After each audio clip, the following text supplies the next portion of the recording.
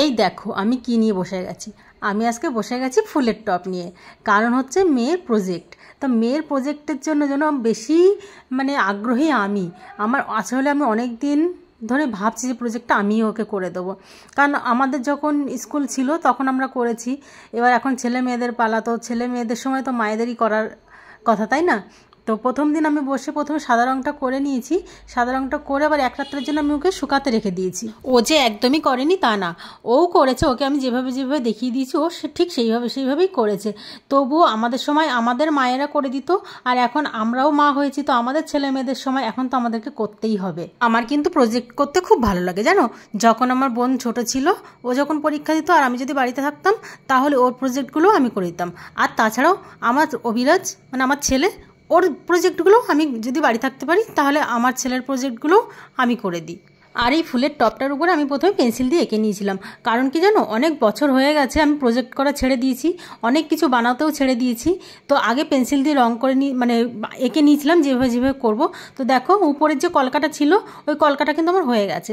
এবার আমি টপের মাঝখানে ফুল করছি। আর স্কুল থেকে ওকে বলে দিয়েছি বেশি হিজিগিজি ডিজাইন যেন না হয়, হালকা পাতলার মধ্যে ডিজাইনটা করতে। এই জন্য দেখো আমি হালকার মধ্যে করছি। প্রথমে হালকা করে উপরের কলকাটা করে নিলাম। এবার আমি মাঝখানে বড় বড় করে ফুল দিয়ে দেবো। বেশি হিজিবি এমনি ভালোও লাগে না দেখতে, আর তাছাড়াও ছোটো মানুষ অতটা করতে পারবে না।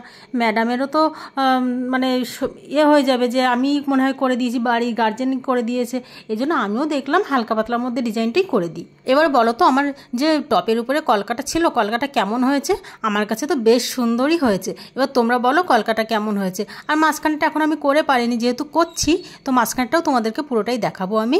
এবারে বলো তো তোমাদের কাদের কাদের এরকম হাতের কাজ করতে ভালো লাগে? যেমন স্কুল থেকে ছেলে মেয়েদের হাতের কাজ করতে দেয়, সেগুলো তোমরা কারা কারা করে দাও? জানো তো আমার মেয়েও বলছিল, মা স্কুলে যখন প্রজেক্টটা দেখিয়েছি জানো ম্যাডামরা খুব ভালো বলেছে, খুবই নাকি ভালো হয়েছে। আর যারা প্রজেক্ট করেছে তাদেরটা হয়েছে মোটামুটি, কিন্তু আমাকে খুব ভালো বলেছে প্রজেক্টটা খুব সুন্দর হয়েছে জানো।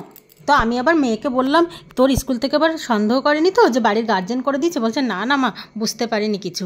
তো দেখো আমার কলকাটাও হয়ে গেছে, আর মাঝখানে যে ফুলটা ছিল সেটাও হয়ে গেছে, আর টপের উপরে পুরোটা ফাঁকা ছিল সাদা। তো এখানটা আমি এরকমভাবে ত্রিকোণা কি বলবো এটাকে, তিন কোণা দুব্য ঘাসের মতন বানিয়ে দিলাম, একটা 3টে লাইন দিয়ে আর কি। তো কেমন হয়েছে অবশ্যই আমার একটু কমেন্ট করে বলবে। দেখো এই যে ভেতরটা আমি কমপ্লিট করে দিতে পারলাম না, কারণ আমি আবার চলে যাব। আমি বলেছি ওকে যেদিন প্রজেক্ট দেবে তুমি সেই দিনকে ভেতরে গাছ লাগিয়ে তুমি কমপ্লিটটা করে নিও, কারণ কমপ্লিটটা এখন করে দিলে টপটা নোংরা হয়ে যাবে। এই জন্য আমি আবার এমপি চলে যাবো বলে কমপ্লিট করতে পারলাম না। তো এই দেখো ক্লিয়ার হয়ে গেছে আমার টপটা।